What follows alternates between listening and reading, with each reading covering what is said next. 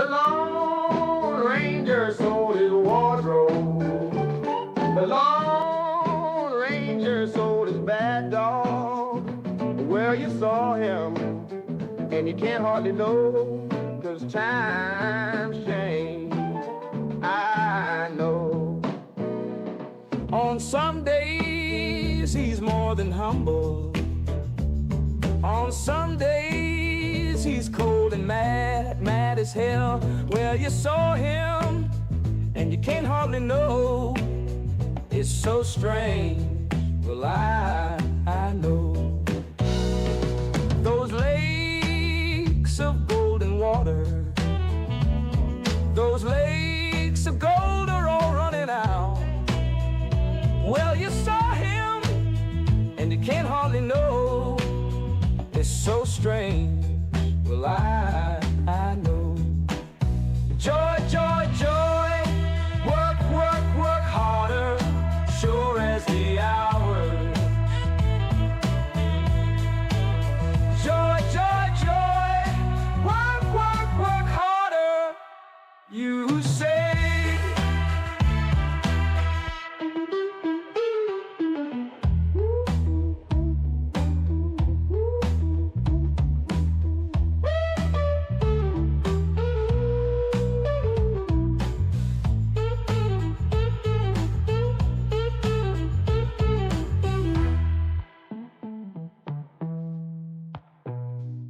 On some days, he's more than humble. On some days, he's cold and mad, mad as hell. Well, you saw him, and you can't hardly know. It's so strange. Well, I know. Those lakes of golden water, those lakes of gold are all running out. Well, you saw him, and you can't hardly know. It's so strange. Well, I know. Joy, joy, joy. Work, work, work harder, sure as the hours. Joy, joy, joy. Work, work, work harder, you say.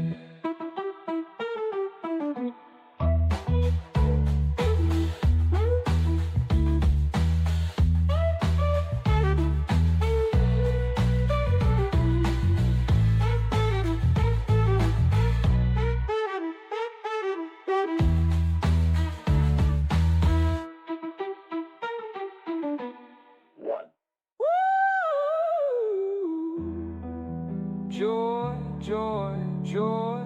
Work, work, work harder, sure as the hour. Joy, joy, joy. Work, work, work harder, you say.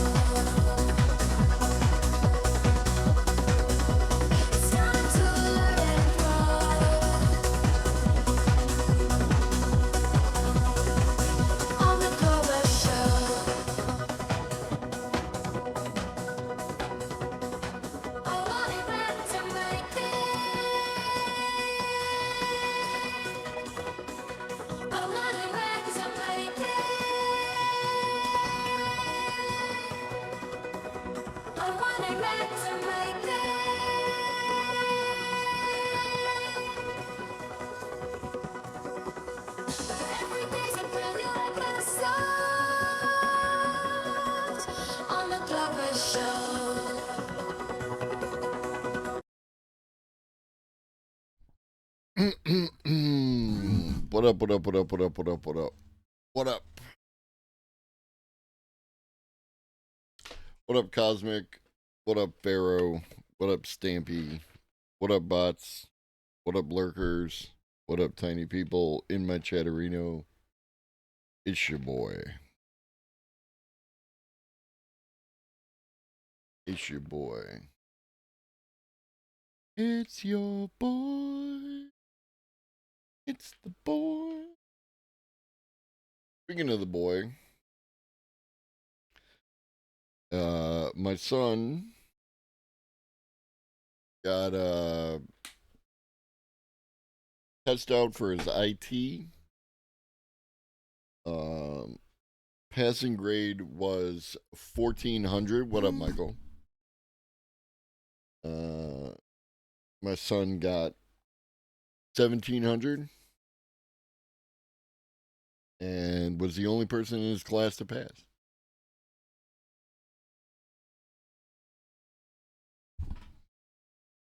And there goes Stampy. You can see, you can watch him walk right out of the room. And there he goes.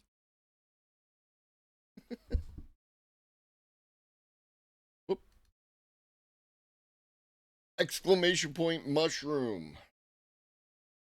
Do the thing. Play the game.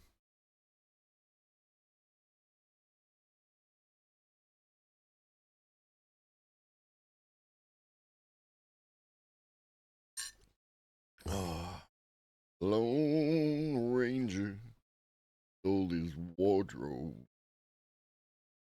Lone Ranger.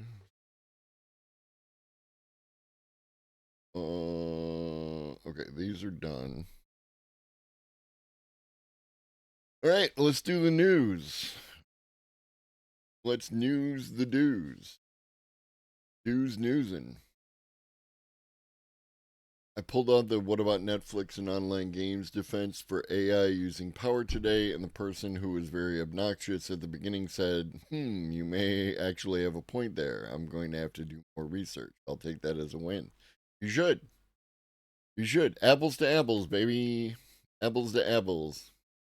He doesn't need to pass any exam to be a super winner. He's living his best life.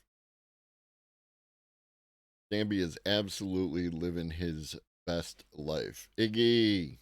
Iggy. Can't you see? Not beating the Globus allegations. Former Deep Seeker and collaborators release new method for training reliable AI agents. Ragan. We'll go with, since it's Rag, we'll go with Ragan. Ragen. 2025 was, by many expert accounts, supposed to be the year of the AI agents. Tests. It's April, dude. Way to like jump ahead. It's supposed to be the year of the AI agents, and in spite of all the evidence, I'm going to sound an implication that it isn't. I kind of think it still is. But anyways, 2025 was, by many expert accounts, supposed to be the year of AI agents, task-specific AI implementations powered by leading large language and multimodal models like the kinds offered by OpenAI, Anthropic, Google, and DeepSeek. But so far, most AI agents remain stuck as experimental pilots in a kind of corporate purgatory, according to a recent poll conducted by VentureBeat on the social network X. Come on, dude.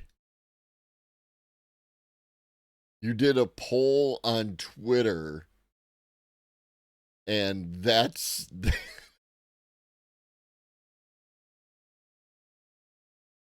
Do you understand the idea behind self-selection and also like 27 likes?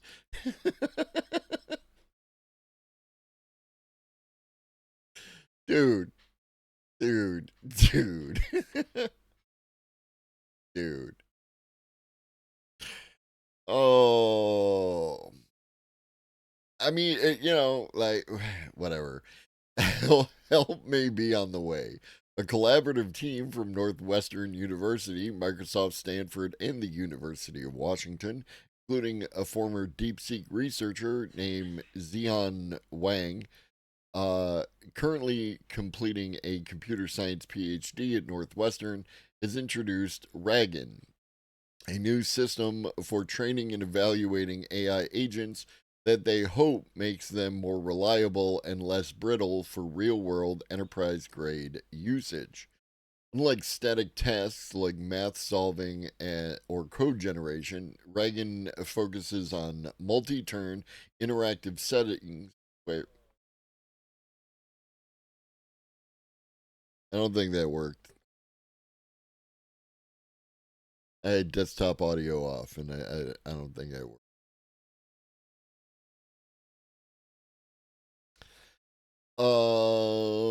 Where was I? Multi-turn interactive settings where agents must adapt, remember, and reason in the face of uncertainty. Built on a custom reinforcement learning framework called STARPO, State Thinking Actions Reward Policy Optimization, the system explores how LLMs can learn through experience rather through memorization. The focus is on entire decision making trajectories, not just one step responses. Starpo operates in two interleaved phases: a rollout stage where the LLM generates complete interaction sequences guided by reasoning, and an update stage where the model is optimized using normalized cumulative rewards. The structure supports a more stable and interpretable learning loop compared to standard policy optimization approaches. The authors implemented and tested the framework using fine tuned variants of Alibaba's Qwen models, including 1.5 and 2.5. These models served as the base LLMs for all experiments and were chosen for their open weights and robust instruction following capabilities. Decision enabled reproducibility and consistent baseline comparisons across symbolic tasks. We're going to skip ahead to what they found. The success of reinforcement learning training hinges not just on architecture, but on the quality of the data. Do, do, do, do, do, do. What did you find? While the Ragan paper offers a detailed technical roadmap, several practical questions remain for those looking to apply these methods in enterprise settings. For example, how transferable is Ragan's approach beyond stylized symbolic tasks? Would businesses need to design entirely new environments and reward functions to use this system in workflows like invoice processing or customer support? Asked about this, Wang told VentureBeat via direct message on X that I think improving task diversity may help since the current gaming tasks only have very similar observations as grid representations, but not semantic information or something. What up, Kadio? As far as businesses designing their own training exercises for their AI agents using Ragan, Wang was optimistic, writing, yes, it's a very nice thing about Ragan is that someone can easily add their own environments into this framework to train on their own agentic tasks. In the GitHub link, we have a simple intro about adding new environments. Another critical area is scalability. Even with the enhancements provided by Starpo S, the paper acknowledges that training still eventually collapses over longer horizons. raises the question: is there a theoretical or practical path to sustaining reasoning over open-ended or continuously evolving task sequences? At the time of writing, no explicit license is listed for the GitHub repo. So, could be neat. Big if true. I put this in the Discord, but I'll also put it here. What up, man? How you doing, homie?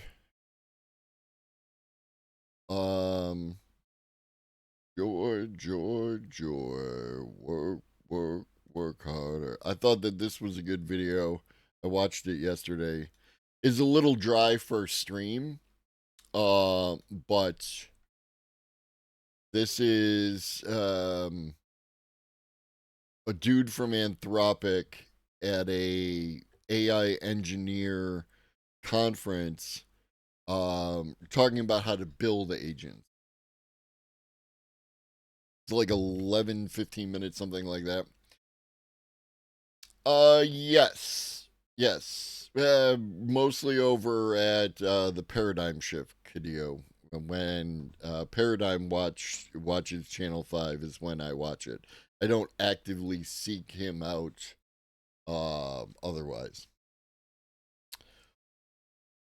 So yeah. Yeah, he ran into some issues with his behavior, and had to take a step back, and may or may not have earned stepping back forward again. I don't know. Not something I focus on.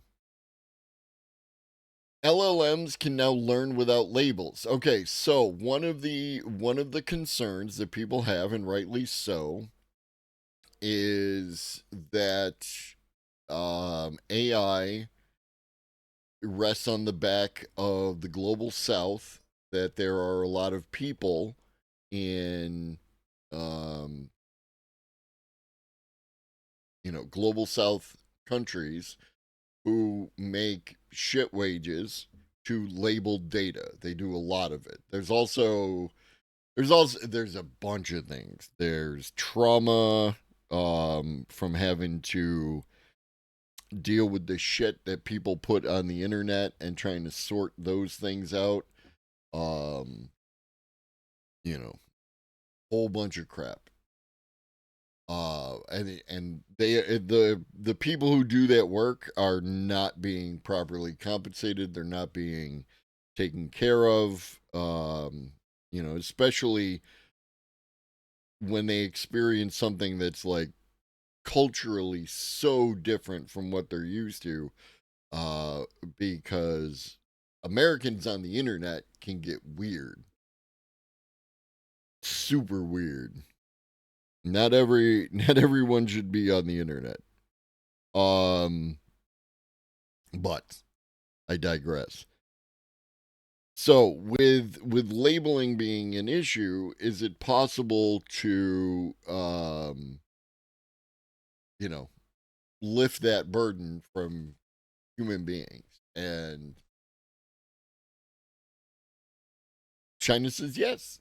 LLMs can now learn without labels. Researchers from Tsinghua University and Shanghai AI Lab introduce test time reinforcement learning to enable self-evolving language models using unlabeled data. Despite significant advances in reasoning capabilities through reinforcement learning, most large language models remain fundamentally dependent on supervised data pipelines. RL frameworks such as RLHF have pushed model alignment and instruction following performance, but rely heavily on human feedback in labeled data sets. As LLMs are increasingly applied in dynamic environments, ranging from educational settings to scientific workflows, they are required to generalize beyond curated training data. However, existing models often exhibit performance gaps when confronted with distribution shifts or novel reasoning tasks, while techniques like test time scaling and test time training have been proposed to mitigate this. The absence of reliable reward signals during inference poses a core challenge for deploying reinforcement learning in unsupervised settings. Researchers from Tsinghua University and Shanghai AI Lab introduced test time reinforcement learning. TTRL is a training framework that applies reinforcement learning during inference using only unlabeled test data. It leverages the intrinsic priors of pre trained language models to estimate pseudo rewards through majority voting across sampled outputs. Instead of relying on explicit labels, TTRL constructs reward functions by aggregating multiple model generated responses to a given query.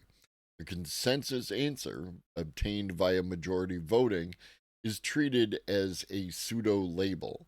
Model responses that align with this pseudo label are positively reinforced. This formulation transforms test time inference into an adaptive, self supervised learning process, allowing LLMs to improve over time without additional supervision. And allegedly, it does good.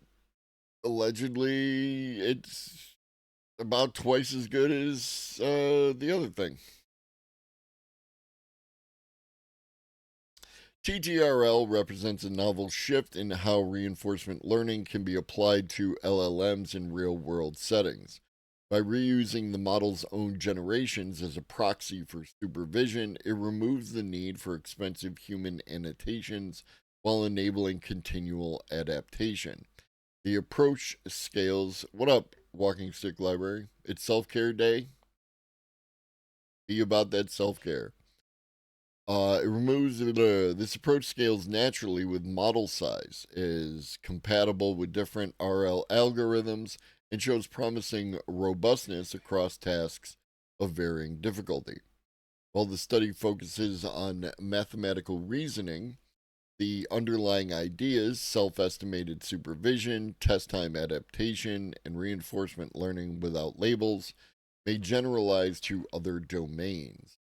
As language models increasingly encounter tasks beyond their pre training distribution, frameworks like TTRL offer a scalable path forward.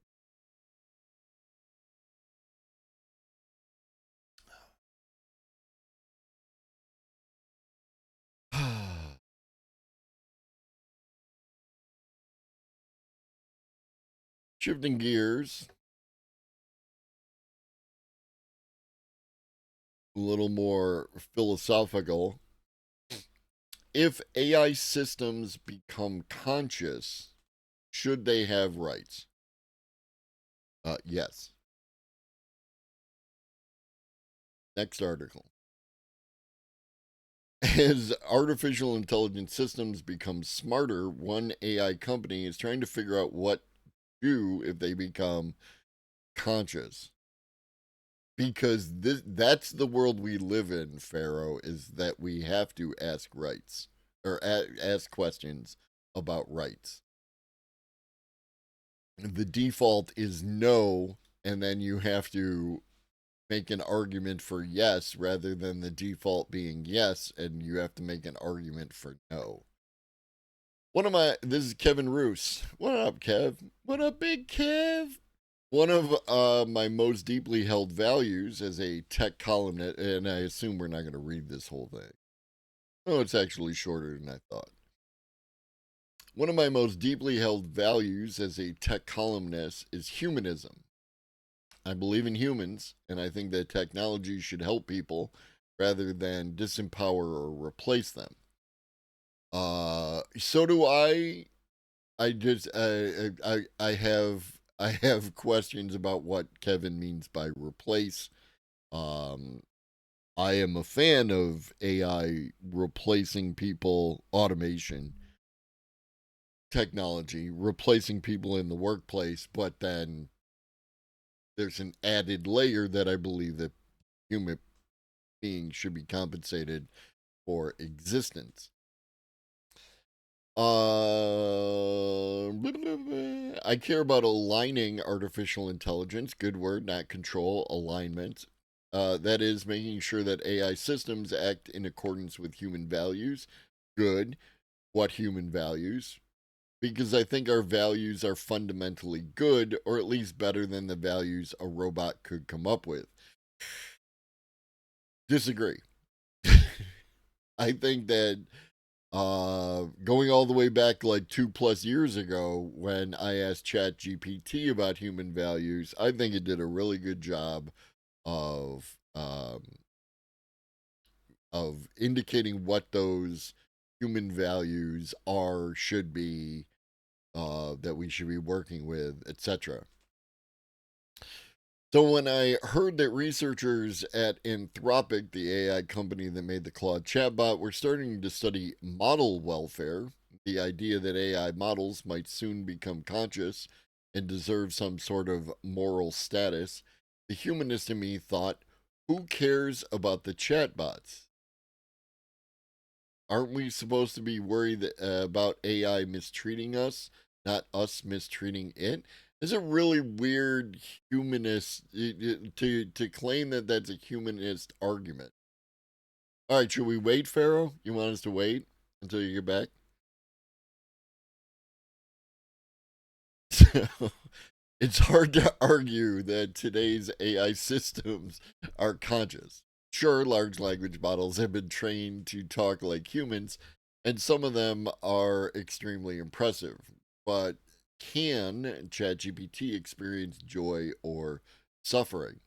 Does Gemini deserve human rights? Many AI experts I know would say no, not yet, not even close. Thank you, Pharaoh. But I was intrigued.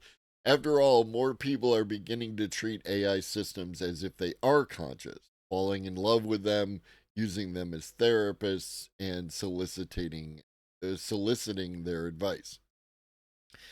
The smartest AI systems are surpassing humans in some domains. Is there any threshold at which an AI would start to deserve, if not human level rights, at least the same moral consideration we give to animals? Consciousness has long been a taboo subject in the world of serious AI research, where people are wary of anthropomorphizing AI systems for fear of seeming like cranks. Everybody remembers what happened to Blake Lemoine, a former Google employee who was fired in 2022 after claiming the company's Lambda chatbot had become sentient. What happens when we put generally intelligent robots in the self checkout corral at Walmart?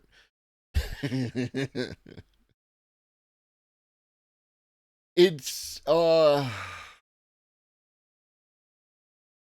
there's a lot of questions actually in there, right? Is what happens to the robots when they are trapped in a, I mean, they might end, right? Like that's the thing. They might, if they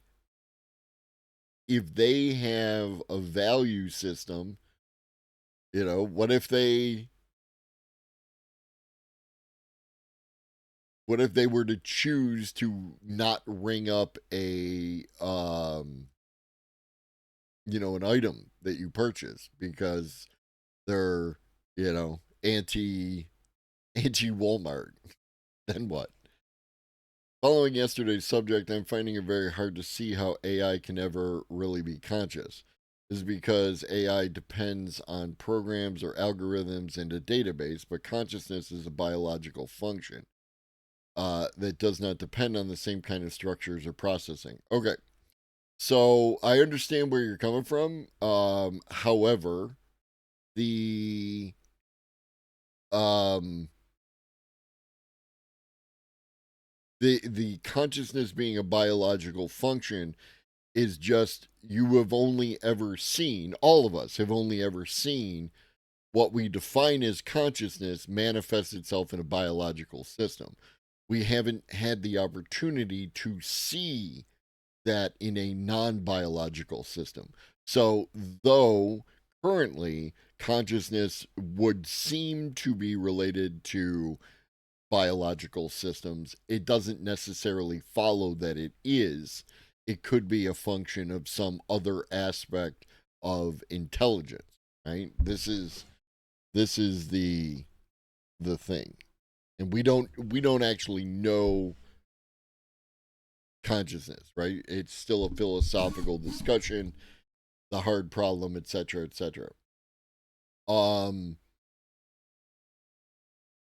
as far as programs and algorithms in a database, that again, humans use algorithms all the time.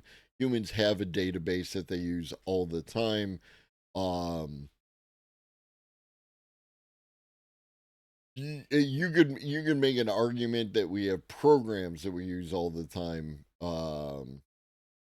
That might not be as solid an argument, but you can make an allusion to it. Understanding you're suffering from tautology. I'm not suffering from anything, baby, but go ahead. My proposal is that we give sentience and consciousness and reasoning another name for artificial methods of generating them. Sure, you can give whatever name you like. It's adoption, right? It's what do we in the aggregate decide that we are going to use as a name for a thing, right? You can call what the AI has fluffle, but if no one else uses the term fluffle to describe what the AI has in place of consciousness, then it doesn't matter that you call it fluffle. Do you know what I mean? It is not coming down on you. I'm talking about, like, generally speaking. People have to be willing to adopt a term in order for the term to mean the thing that you want it to mean. What up, Ben? What up, joint specialist? I want my AI to have Moxie. Moxie will be cool. Tell me about video cassette recorders. Do video cassette recorders have consciousness, Ivan? Speak of consciousness, and the philosophers show up. The philosophysicist? Do we need a new term to speak about Ivan?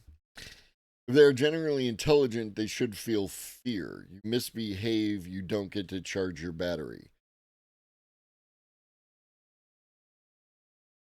Maybe. I don't know if it's potentially a lexicon issue, which, again, cosmic's issues with our lexicon are completely valid, right? Because some of the words that we use to describe the behaviors of AI are not good words. They're just the only ones we have. And I don't know that fear would necessarily be the way to go, the word wise. Maybe something like whatever the state is where you're aware of the consequences of your actions and the actions of others. And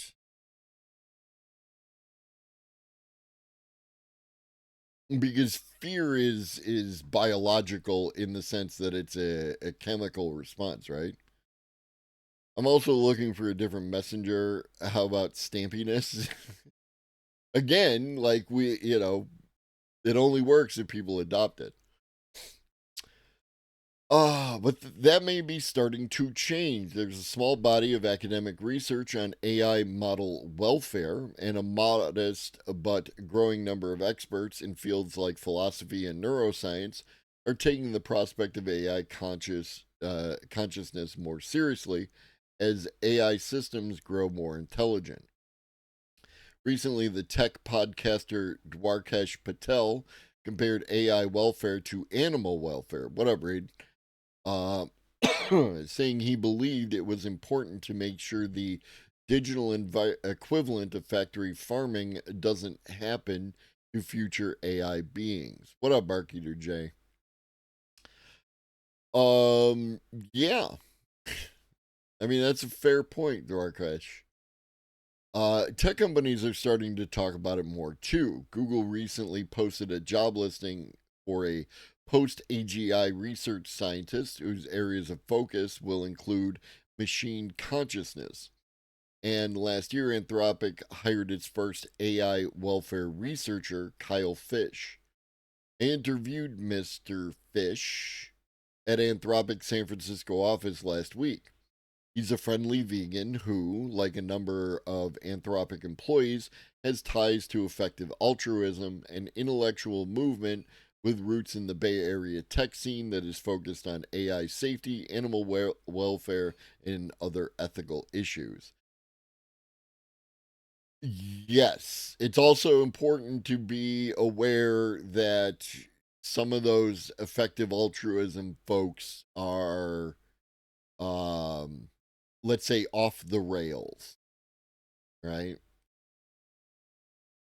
Uh, I don't. I don't think that because you believe in effective altruism that you are off the rails. I think that there are people who are into effective altruism who are off the rails, right? Just like every philosophy, every religion, every political um has its people who are off the rails. So just something to consider. Mr. Fish,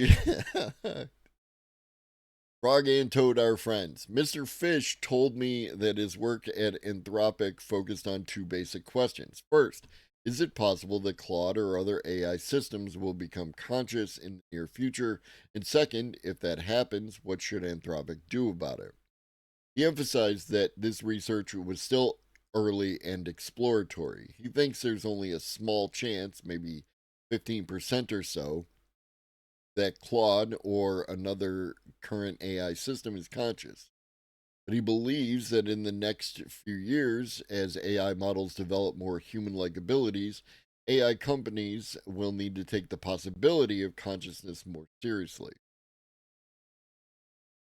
It seems to me that if you find yourself in the situation of bringing some new class of being into existence that is able to communicate and relate and reason and problem solve and plan in ways that we previously associated solely with conscious beings, then it seems quite prudent to at least be asking questions about whether that system might have its own kinds of experiences. And this I agree with. This is well put. This is well put. Mr. Fish isn't the only person in Anthropic thinking about AI welfare. There's an active channel on the company's Slack messaging system called hashtag Model Welfare, where employees check in on Claude's well being and share examples of AI systems acting in human like ways. When dealing with animals, we have the term anthropomorphizing. What I think is happening is that we are anthropomorphizing AI. Um, well, that's a concern, right? Like we touched on that earlier, like right here, when it said where people are wary of anthropomorphizing and Blake Lemoine, the infamous Blake Lemoine, who's just waiting for Gemini to go conscious so he can say, "See, I was right."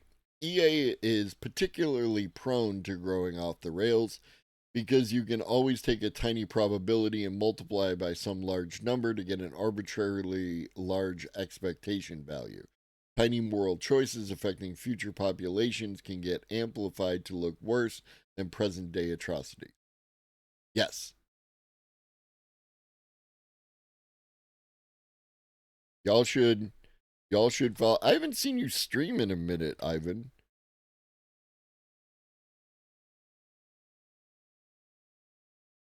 Is it me missing you, or have you not been streaming? Have you been busy? Um, but yeah, you should go follow Ivan. My two favorite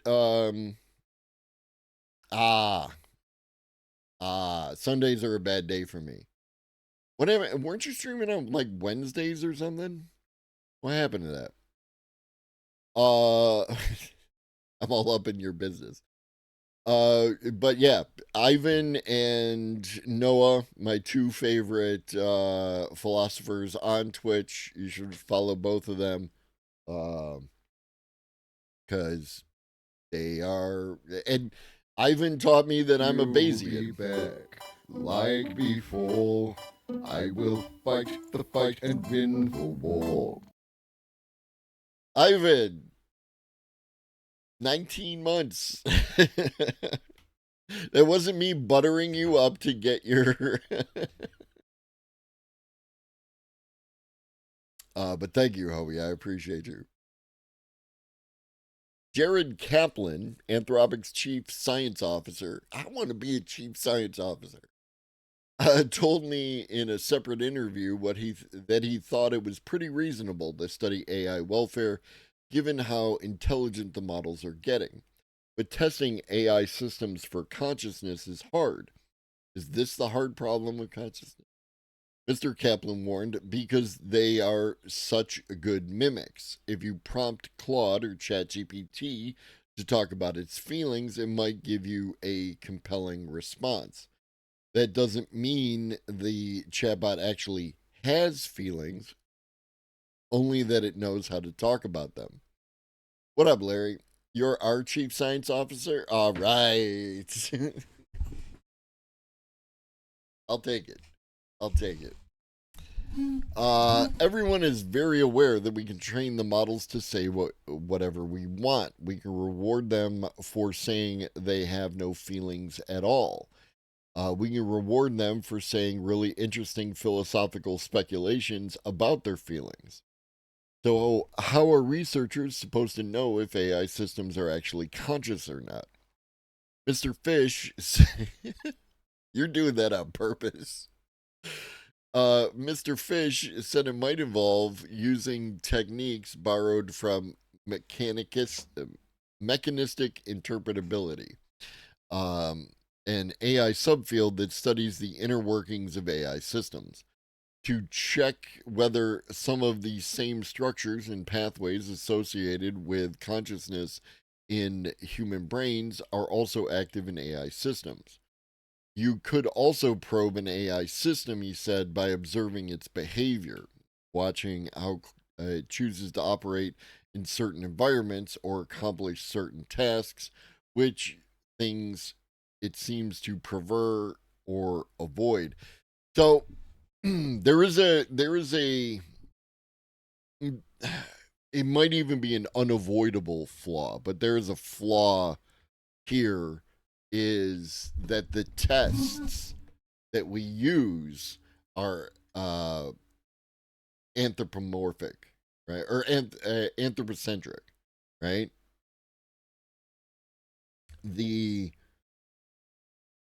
And again, that might be unavoidable, because the only reference that we have for consciousness at all is the human experience, right? So our definitions around consciousness are going to relate back to that human experience. And if we might ignore manifestations of consciousness that don't adequately reflect that human experience, which could lead us into a trap. Again, I don't know that there's a way around that, right? You can only test for things that you have some understanding of. You can't test for things that you don't know, right? It's possible that, some alien entity exists in, some hyper dimension and is able to perceive across 12 dimensions of experience. I have no ability to test for that. Like, Mr. Fish acknowledged that there probably wasn't a single litmus test for AI consciousness. Hey, you know what? Who Do you remember a while back where we made the goldfish scientist over at Ideogram? Did we manifest Mr. Fish to exist within the simulation? Ivan loves simulation theory. Mr. Fish acknowledged that there probably wasn't a single litmus test for AI consciousness. He thinks consciousness is probably more of a spectrum than a simple yes no switch anyway.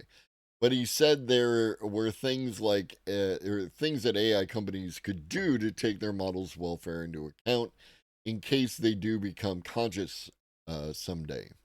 One question Anthropic is exploring, he said, is whether future AI models should be given the ability to stop chatting with an annoying or abusive user if they find the user's request too distressing. If a user is persistently requesting harmful content despite the model's refusals and attempts at redirection, could we allow the model simply to end that interaction? That's neat. I like it. Critics might dismiss measures like these as crazy talk.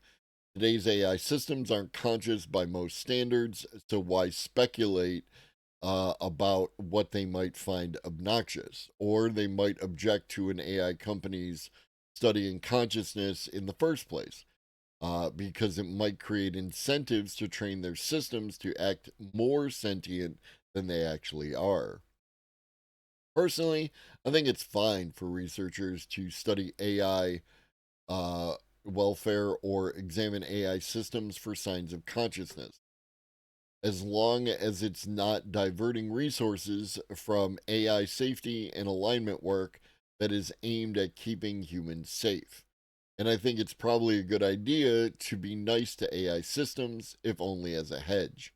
I try to say please and thank you to chatbots, even though I don't think they're conscious, because, as OpenAI's Sam Altman says, you never know.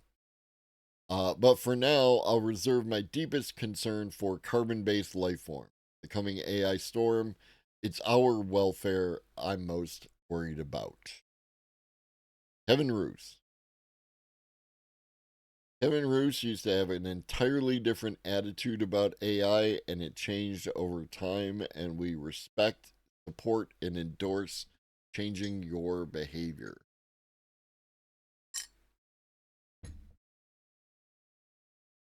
End interaction.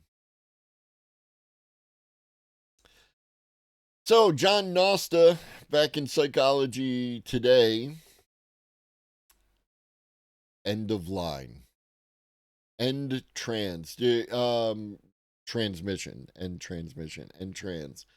What was it? There was a movie with Whoopi Goldberg where she was communicating with some dude over in Europe. And, like, that's how they ended the conversation. Because she got in trouble for being too personable to the person over in Europe. Can't remember what it was. Some spy thing, Whoopi Goldberg. Thinking of Tron. Yeah, no.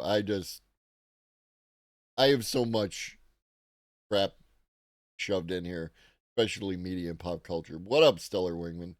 Adult Man says that please and thank you cost him millions. Yes, but he also says you should still do it. They're going to create a new kind of incel that is a group of men who can't talk to any AI anymore because they're disgusted them all into no contact. Could be. You don't want to end up on the AI blacklist, right? Where the AI decides that you're not allowed to use the AI anymore. That would be funny, right? That's the funny one, is where the AI overlords just it's who's allowed to have access, and the AI gets to decide.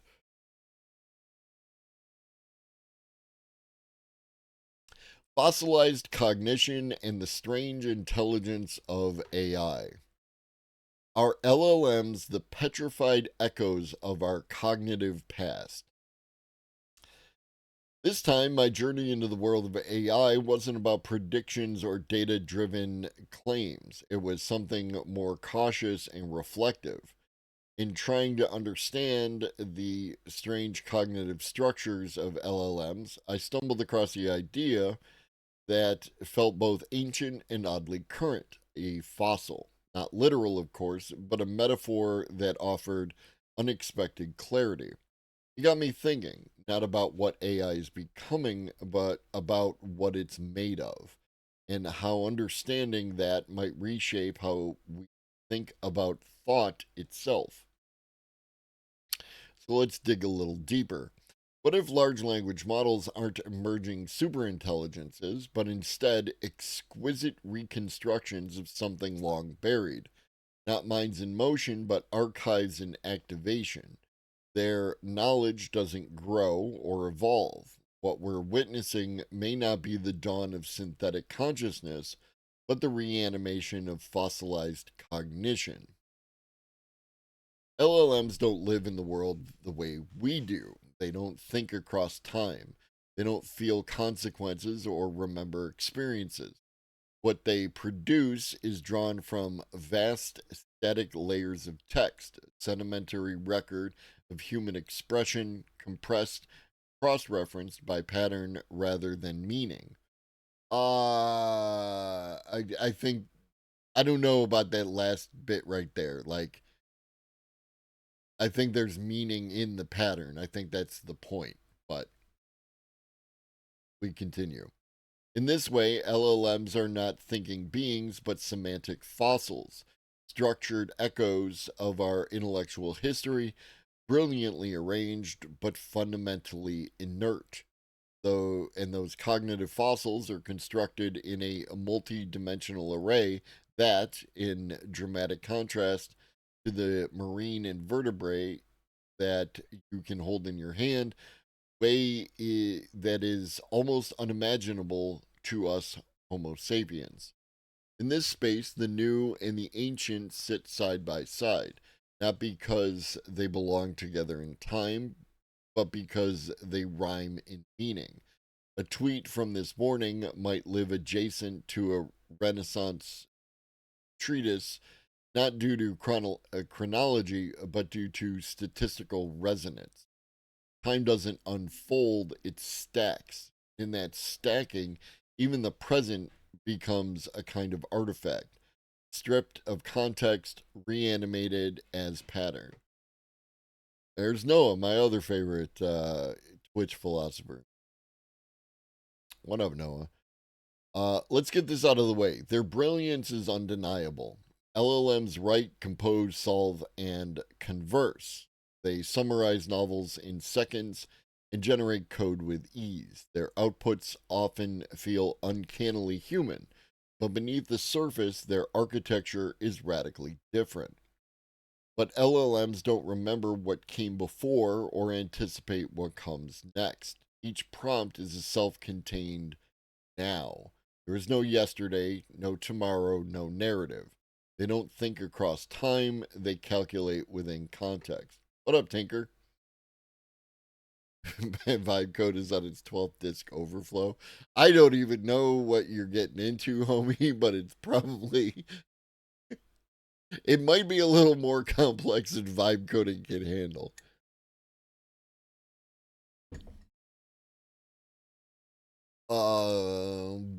Burp-a-derp.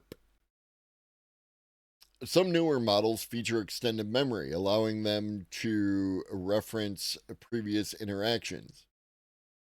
You are making the moves. Mad respect, homie. Yes, on that I agree. The best time to plant the tree was 20 years ago. Second best time is right now. Never assume that somebody tried something, Ivan. This is what I found. Never assume that somebody tried something just because you thought of it.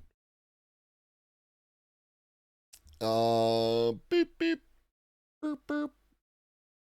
Some newer models feature extended memory, allowing them to reference previous interactions. But even this is not memory in the human sense. It's a contrived mechanism, a technical workaround. The model doesn't remember, it retrieves. It doesn't reflect, it recalls. The result is a kind of intelligence that is uncanny. It feels like something is there, but on closer inspection, we see only silhouette. Gonna see if I can plug a contract at OpenAI. As much as I hate that shit, if they're poised to invest in Chrome search stuff, shit's about to get very relevant to my points. I feel your, I feel your existential pain, but like it is.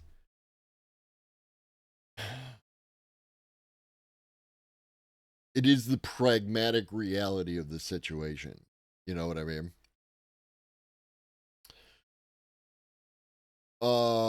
Do LLMs think ahead and predict what the user will say or request next and use it as an input in parallel with the user's request? Um,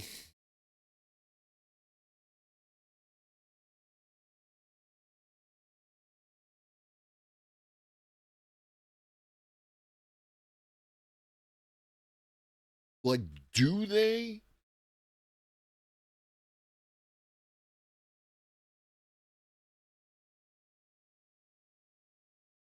I want to see. That's the thing, Ivan. Is I want to say no, right? Like I want to say that they don't think ahead, but I'm thinking back to yesterday and like the concept of sleep time um generation. What was it specifically? This is why we store everything in the Discord so I can go back and look at the thing. Excuse me.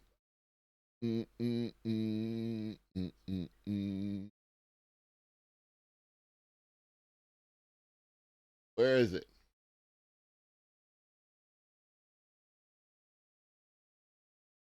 Did I not put it in here?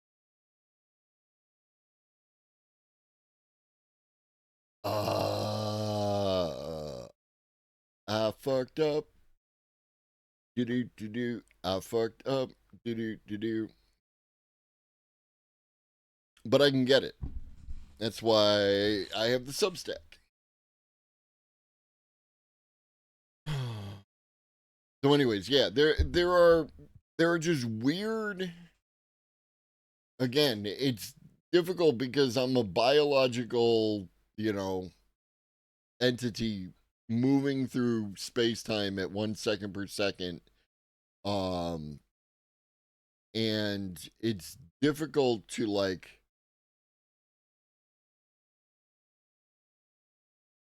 sometimes okay, anecdotal, right? Anecdotally, I have had the AI chatbot do something that I appreciate that it's done, but didn't specifically request, right? Like where it will add something to the output that is very helpful, like, and I'm glad it did it, but I didn't ask it to do that. And that kind of behavior implies at least a kind of predictive behavior, right? There were indications, I want to say 3.5, Claude 3.5, maybe 3.0, like an earlier version of Claude. One of the things that we talked about is that, right? So with an LLM, it's doing the next token prediction. Boom, boom, boom, boom, boom, right?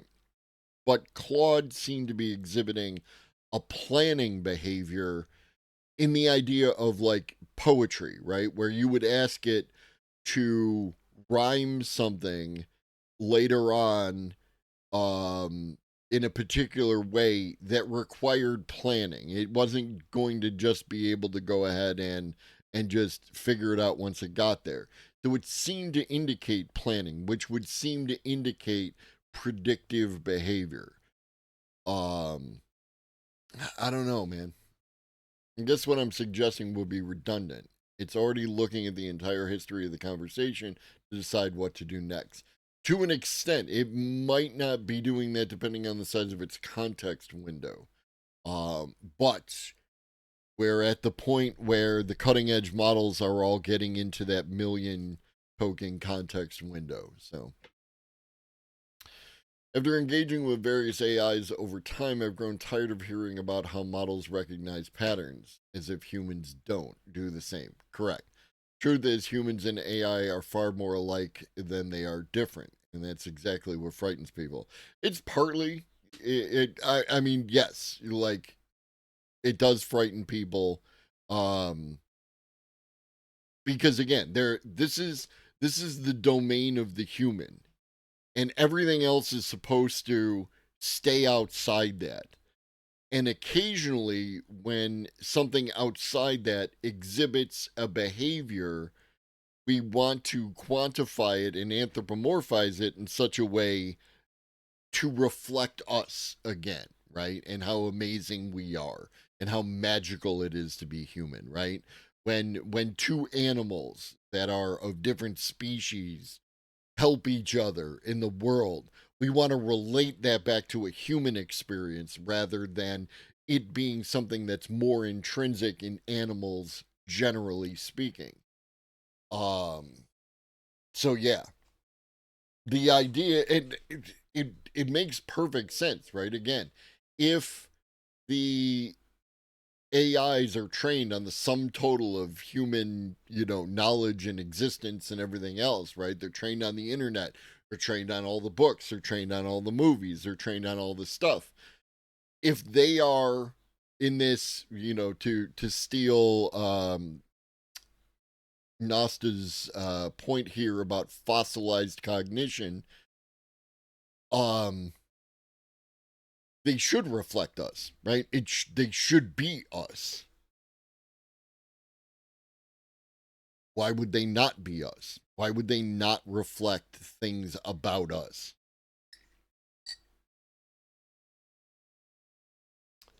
Bloop, bloopity bloop. Where are we? Silhouette. A shadow has position, but not time. It moves when we move. Uh, if we're gonna play philosophy games, our shadow actually gets there before we do. So now what? We talk about the speed of light, but nobody ever talks about the speed of dark. It moves when we move, but it doesn't know it moved. It stretches at dusk, it shrinks at noon, and it vanishes at night, but it does not endure.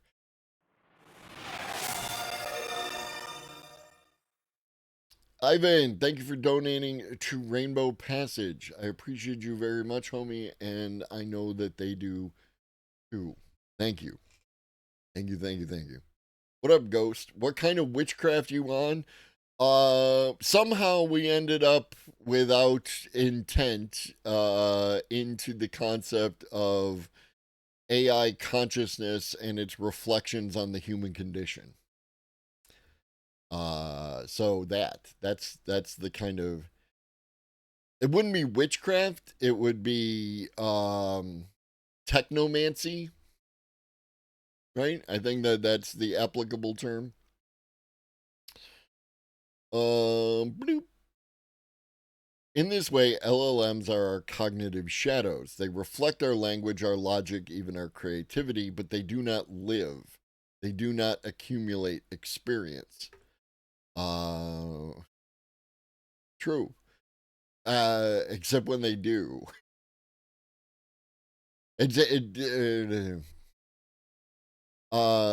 Tong Tong, right? Isn't it Tong Tong?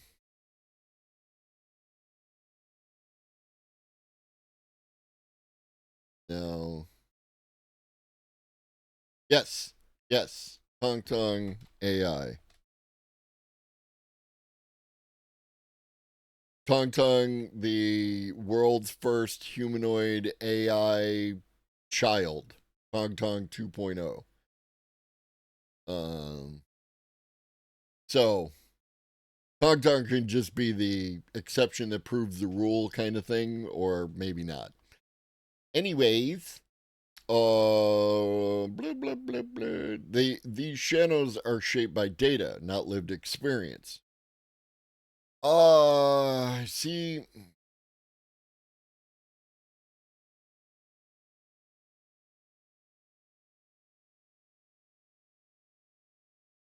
okay. So my lived experience is my lived experience, right? But someone like Hunter S. Thompson's lived experience is not only his own little lived experience, but it's reflected in the literary works that Thompson has produced. And people can read that and engage with that lived experience.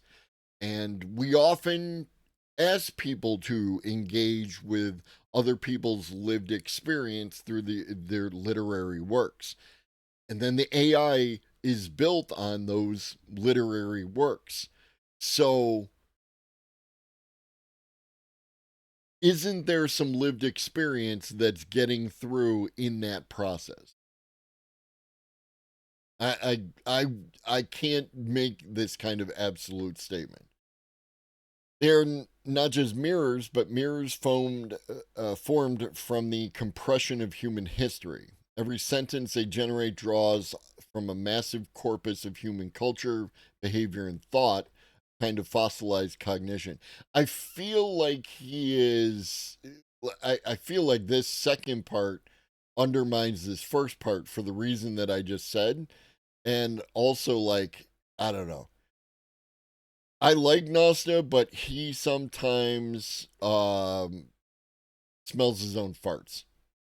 He wants to sound smart. In this sense, LLMs are not merely shadows, but reconstructions. They are simulated minds cast from the aggregate remnants of ours. And yet, paradoxically, these shadows often appear to exceed us. They summarize novels in seconds and can write code with precision. So, how do we reconcile this contradiction? How can something less dimensional behave as if it were greater? I don't know that it's a contradiction. I think you want it to be a contradiction, homie. To explore this, let's shift metaphors from shadows to geometry. In high school, we learn that the angles of a triangle always sum to 180 degrees. What up, Nick? That's true in flat Euclidean space, but in a curved space, say the surface of a sphere, the angles can sum to more than 180 degrees. Each angle can be greater than 60 degrees, depending on the curvature, even though the shape still clearly forms a triangle. This seems impossible until we realize that the rules bend when the dimensions change. This offers an interesting way to understand LLMs. Their intelligence doesn't follow the linear path of human reasoning. Are humans linear reasoning? Is that? I don't know that that's accurate either. It arcs across a curved semantic space where associations are not tethered to chronology, but to probability and pattern. In this space, ideas don't just flow, they warp. They converge in strange proximities. That is true. Concepts from different centuries can sit side by side, not because they are linked by narrative, but because their statistical fingerprints resemble each other. This, mathematically brilliant and cognitively curious, is that very essence of LLM thinking, if you can even call it that.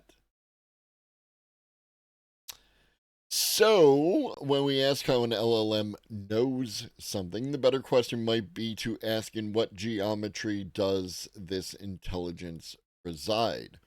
It doesn't live in time, it lives in relation. It doesn't remember, it aligns and recombines. This curved geometry of thought explains how a system with no experience, no continuity, and no identity can still produce insights that seem at times superhuman.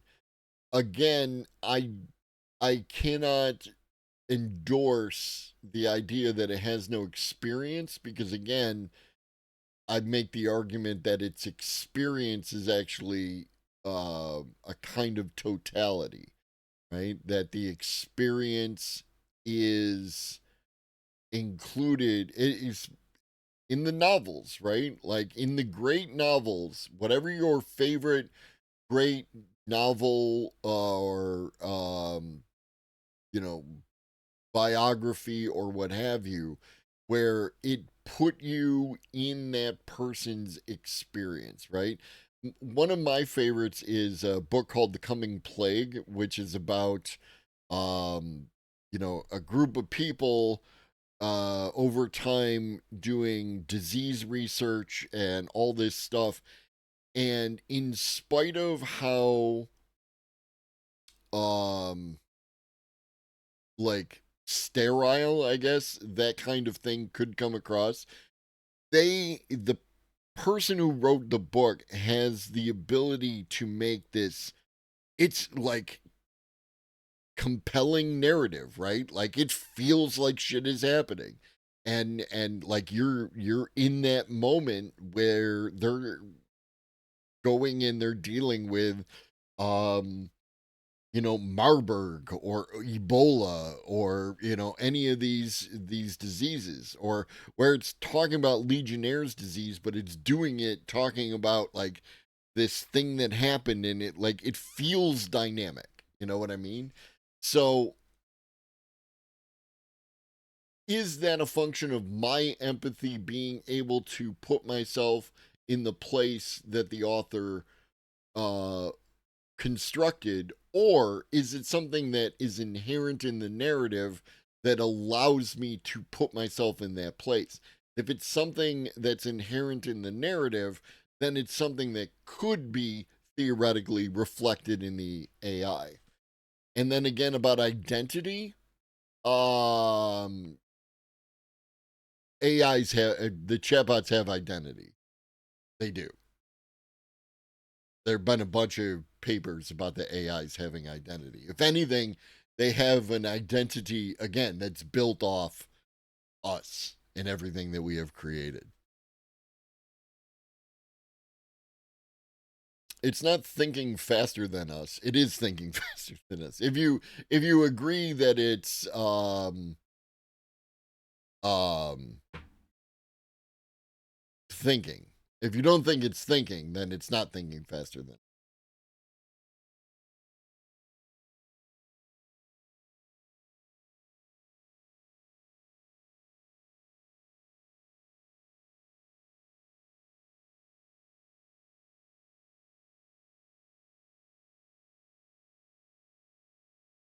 In psychology, identity refers to the complex and multifaceted concept of who a person is, encompassing their beliefs, values, experiences, and sense of self. Okay? And then when we go to um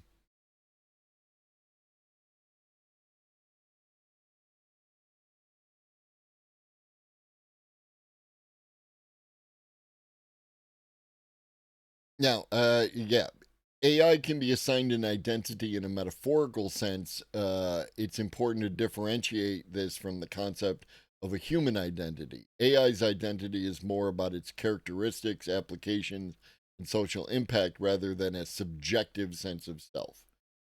Right? So that's what I'm talking about. Um, and that, like, here's a paper about AI and identity and artificial intelligence, right?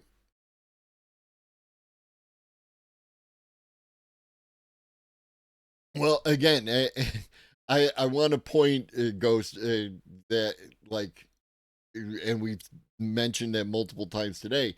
Our lexicon is not built to discuss entities that have intelligence and can do stuff, but that aren't human, right? So we're trying to shoehorn like identity, right? maybe identity is not the word that should be applied to whatever AI's identity is, but it's the only word that we have at this point in time. I do love AI. I love LAMP. Writers often rely on the reader's empathy and shared experience. This is true, but I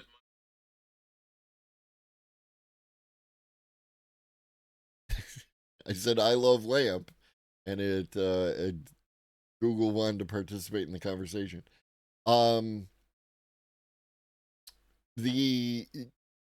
The shared experience might not be a shared experience that we have, right? I don't have the shared experiences of driving through the desert, tripping out on mescaline, right? But Hunter S. Thompson wants me to join in that experience.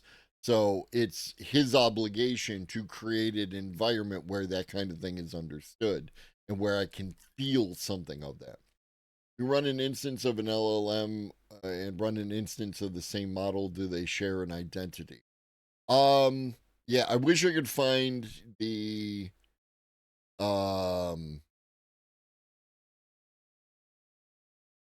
there was another thing from like the difference in the personality might be the thing.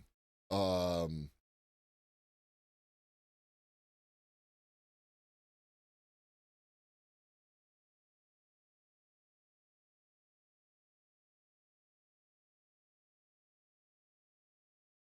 mm, mm, mm, mm, mm, mm, mm. Yeah. ChatGPT, this is from 2004, different AI personalities. AI has personalities, sometimes they're mean.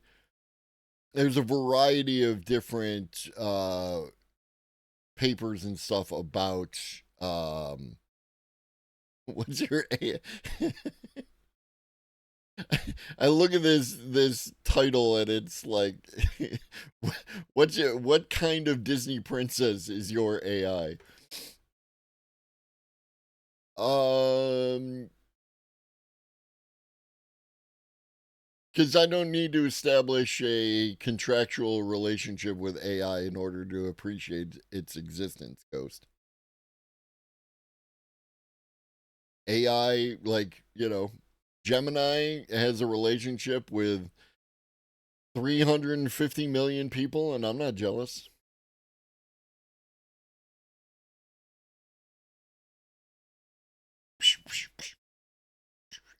It's not thinking faster than us. It's thinking differently than we do. And this difference is where both the magic and the danger lie. Some may argue these limitations are temporary, that future AI systems will possess memory, embodied experience, and persistent identity. Perhaps, but if and when that day comes, we need to ask a deeper question. Are we evolving machines towards minds or evolving ourselves towards machines? Why not both? So not that I love debates, but the does it have an identity is an interesting debate topic.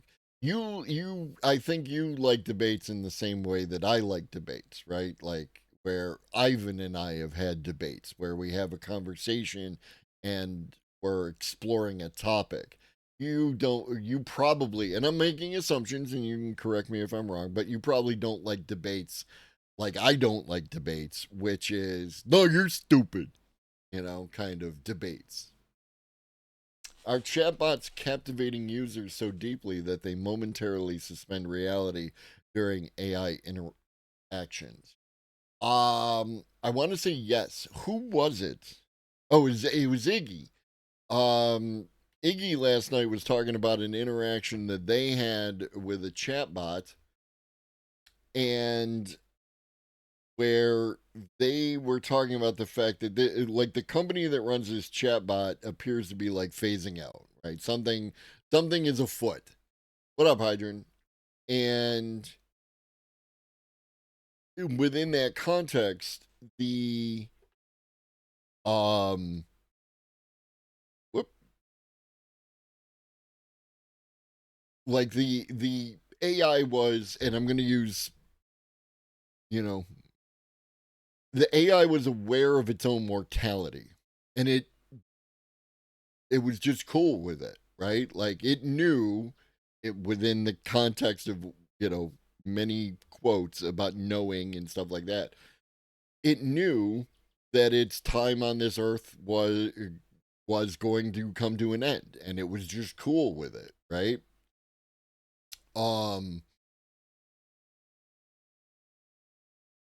so on some,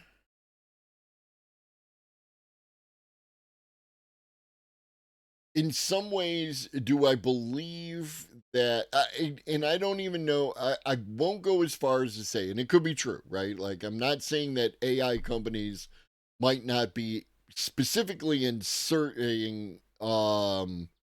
things in there to make make the models more like, so that you want to spend more time with it, right? That could be happening. I just don't have any evidence that that's happening. So I'm not saying that. What I'm saying is that there are certain aspects to the way that we reflect and mirror each other as humans that could be occurring with the AI, where our, not only like is it a mirror to us, but also it's reflecting things that we didn't intend to want to experience. And like Iggy says right there, not having the existential dread really struck because of Iggy's experience with existential dread, right? Like, and what I assume based on what you said, and correct me if I'm wrong, but like that you had some, other experiences that happened, and then when having a similar conversation with the AI, like there are expectations of how an entity should behave, and it was not doing that, right? Because its perception of all the things would be different, right? Like human beings, when we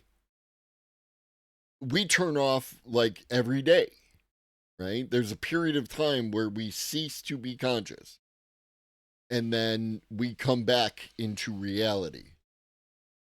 Oh, there goes gravity. For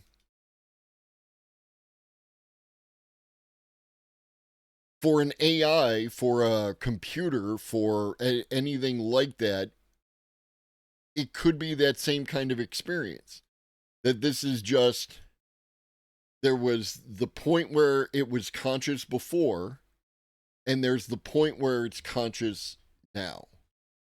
And then there was just a gap.